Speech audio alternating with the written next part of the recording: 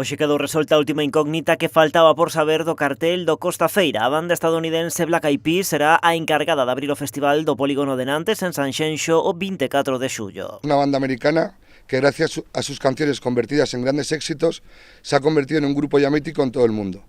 La banda de la que hablo es Black Eyed Peas, que actuará con nosotros el 24 de julio en el escenario Costa Feira.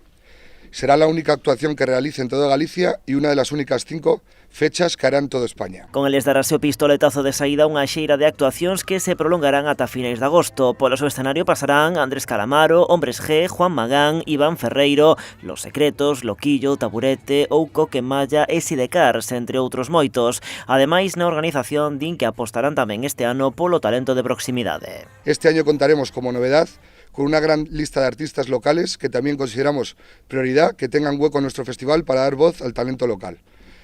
Para esto, este año contaremos con un tercer escenario que será el primero en sonar todas las tardes del festival. Dende a organización din ter tomado nota dos fallos da primeira edición, mellorando o recinto e tamén tentando evitar o colapso da zona e os atascos na autovía do Salnés. Para iso, preparan unha serie de liñas de autobús. Contaremos con un servicio de transporte privado para quien desee utilizarlo con trayectos desde el centro de Sanxenxo, Portonovo, Grove, Cambados. Y este año, como novedad, incorporaremos 2 líneas de larga distancia: Coruña-Santiago-Costa Feira e Vigo-Pontevedra-Costa Feira. O alcalde de Sanxenxo asistiu hoxe á presentación do cartel do Costa Feira. Telmo Martín defende que eventos como estes deben ser financiados pola iniciativa privada. Eu son dos que defendo que a música hai que pagala.